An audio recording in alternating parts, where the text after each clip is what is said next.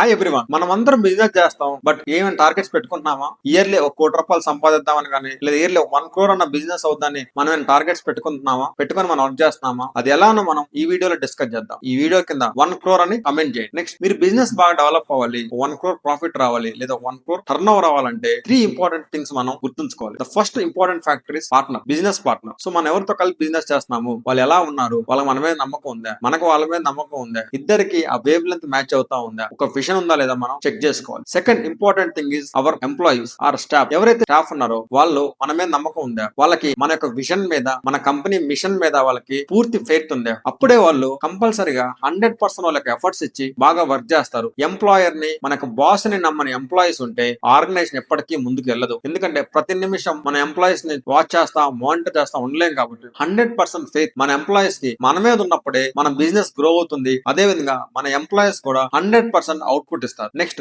Third important factor is our customers or consumers. మనం ఎవరికైతే product నమ్ముతున్నామో వాళ్ళు మన యొక్క క్వాలిటీ నమ్ముతున్నారా, మనం ఏమైనా చీట్ చేస్తున్నామా, లేదా మనకు బెస్ట్ క్వాలిటీ ఇస్తాము, మన బాస్ ఈ కంపెనీ మంచిది అనే ఫెయిత్ మనం ఎప్పుడైతే కస్టమర్స్ కి ఫిల్ చేస్తామో ఆటోమేటిక్ గా వాళ్ళు మౌత్ పబ్లిసిటీ చేస్తారు, మన గురించి 10 మందికి చెప్తారు. నెక్స్ట్, పదే పదే రిపీటెడ్ గా మన దగ్గర ప్రొడక్ట్స్ ను, సర్వీసెస్ ని తీసుకుంటారు. మన పార్ట్నర్స్, ఎంప్లాయీస్ అండ్ కస్టమర్స్ 100% వాళ్ళు ఇస్తే మన యొక్క బిజినెస్ కంపల్సరీగా డబుల్ అవుతుంది, ట్రిబుల్ అవుతుంది, 100% గ్రో అవుతుంది. Thank you.